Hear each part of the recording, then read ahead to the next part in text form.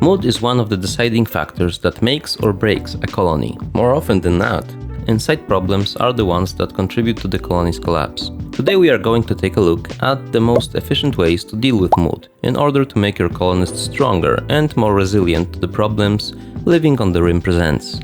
Before we talk about amenities, we must take care of the most basic needs of our colonists. If we don't do that, they can nullify most of our hard work. Just take a look at this. By neglecting few of basic needs, you get whooping -42 mood, without a tragedy taking place like child dying or divorce.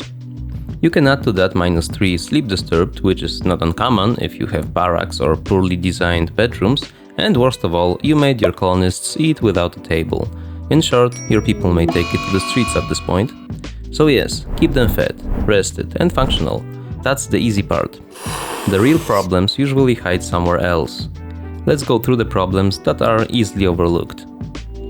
Traits are so easy to miss if you are not paying attention. And it's more common than you would think. Ask yourself this: how many times did I recruit a prisoner because they had double passion on a thing I really needed, or because he was a good fighter, without checking their traits?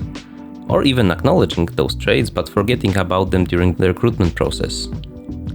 See, while recruiting prisoners, we usually look for the things we want in our colony, oftentimes overlooking things pawns want. There are many problematic traits out there. I would like to highlight those which, in my opinion, are most easily forgotten. Night owl, -10 mood for being awake in daytime. This is classic example. When you recruit new colonists, always check their traits. Night owls are great because they essentially get a free buff every day just for working during the night hours. If you miss on that, you will turn it into a daily debuff, so watch out. And this is only one example. We also have nudist, -3 mood for constraining clothes. Greedy. These folk crash out while having mediocre or worse bedrooms. Jealous. This one's easier than greedy, you just have to give him the best bedroom in town and avoid second pawn with this trait. Aesthetics sits on the other end of the spectrum. It gives you -5 mood for having somewhat impressive or better bedroom. Chemical interest and chemical fascination, these are unhappy without taking drugs. Those traits are basically the same, with fascination having moodlet ×2, both positive and negative. Undergrounder, -3 penalty if outdoors, and of course Brawler, -10 mood if equipped with ranged weapon. This is a big one.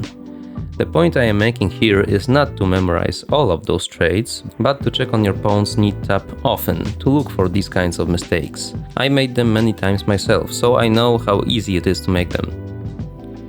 Another category is your base design. Badly designed bedrooms that other colonists can walk through can amount to -3 mood debuff, lasting the whole day if a pawn is woken up 3 or more times during one night. Remember, bedrooms should only have one entrance and no tables in them. I know, barracks are a thing people like to build to be super efficient and all, and I don't hate them. But keep in mind that barracks will give you -5 mood compared to what a private bedroom of equal impressiveness would have. And it's very hard to avoid waking up your pawns with multiple beds in one room. Temperature goes both ways. Too hot and too cold will make your pawns unhappy, giving up to -16 moodlets at both ends of the spectrum. Darkness. I know, nowadays everybody wants to shrink their carbon footprint. However, darkness debuff is a real thing too, and it hits you in two ways. One is the darkness mood debuff, which gives you -5 to mood when the pawn is in the dark. Second thing is that the pawn will walk and work much slower in rooms with no or little light. If you want to save some energy, it is not explicitly needed in bedrooms or storage rooms, but keeping the light on in rooms where pawns work or spend a lot of time in is a good idea.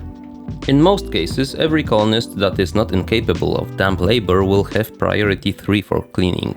Sometimes this is not enough. Especially in bigger colonies, you might want to change those priorities for some pawns at least, or invest in a more sterile type of flooring. Also, if you have any pets, don't forget about assigning them to zones to keep them out of places they don't need to be in.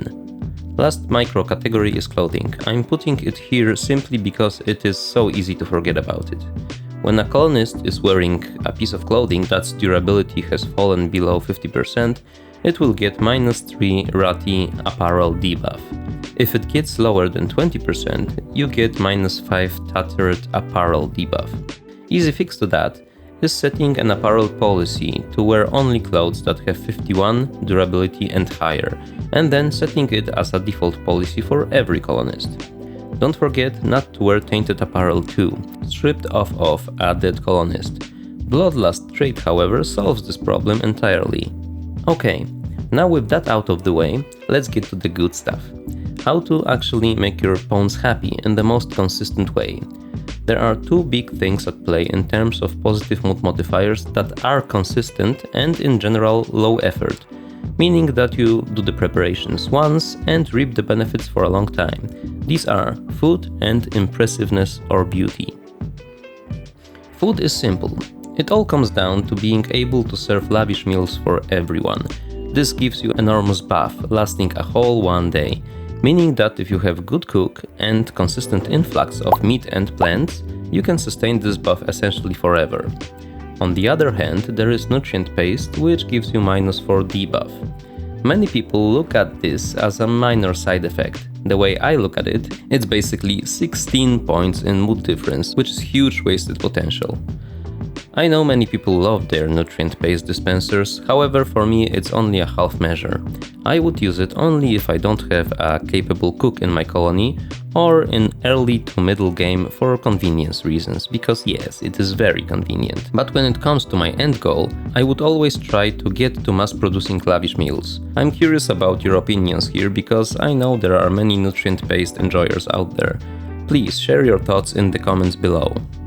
Our second category is big, and in my opinion, it makes the biggest difference. Impressiveness and size of your rooms. There is so much to unpack here.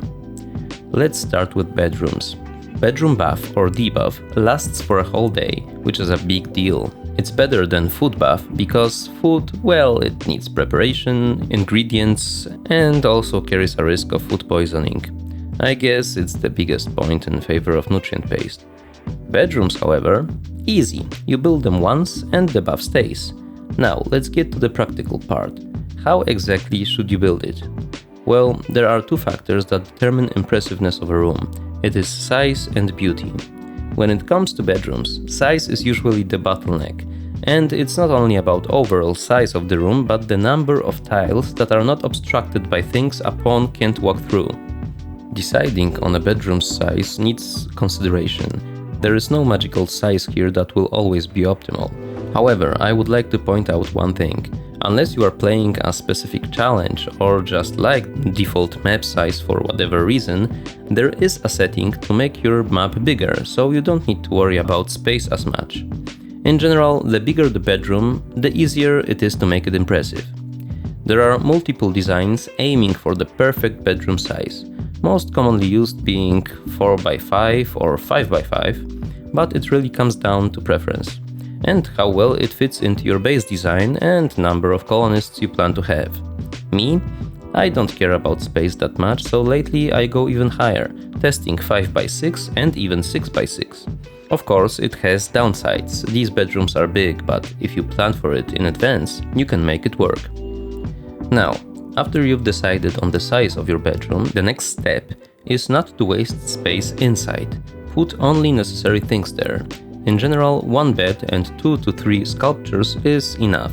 Don't put heaters inside bedrooms, use vents instead, connecting for example to a hall with heaters. Now, are end tables, dressers and royal beds worth it? No, not really. The simple reason is that they take up space and they have no real advantage over sculptures. Don't get me wrong, comfort is another mechanic in RimWorld, but more on that later. For now, we are focusing on impressiveness only. As you can see here, the same room with end table, dresser and heater removed has actually better impressiveness. If I had to pick one of these things, it would be a royal bed. They contribute to overall beauty of the room and provide better sleep. So if you have the resources, sure, go for it. Especially if you have lovers or marriages, you will need a double bed anyway. Approved! For practical reasons, it is better to aim for extremely impressive or unbelievably impressive at max, with really big bedrooms. Wondrously impressive isn't practical because the gap from unbelievably impressive is just too big, and it is not worth it.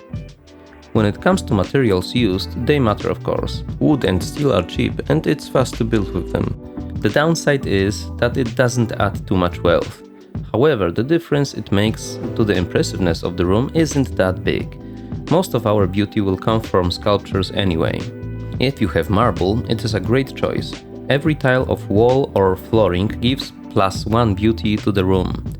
The best material to use for sculptures is gold, but it is often impractical until you get a long-range mineral scanner. Silver, on the other hand, is very easy to come by, you get it every time you trade. Another practical choice for sculptures is marble again. In general, it is advantageous to build your colony on a map with marble. You can always check it out while picking your landing spot. If you want to further add to the beauty of the room, you could invest in carpets. They are relatively easy to make, and each tile of carpet flooring adds +2 to beauty. Bear in mind, however, they are twice as hard to clean compared to wooden flooring, for example. Comfort really matters in places where pawns spend a lot of time. Workshops, kitchens, labs, or rec rooms should all have comfortable furniture to sit on. That is why it is preferable to use armchairs with workstations. Pawns spend long periods of time in them. Comfort works slightly differently than other things we talked about. When a pawn is sitting on a comfortable furniture, its comfort bar starts filling. When it passes these points, it gets better and better mood bonuses. The moment the pawn gets off that furniture, however, the bar starts to slowly go down again. End tables and dressers boost bed's comfort. However, it doesn't by itself improve mood, because mood bar gets frozen while pawn is asleep. And comfort bar will get up during the day if a pawn sits on an armchair or couch anyway, so improving comfort in bedroom isn't that important. Every furniture that takes up space will reduce room impressiveness potential.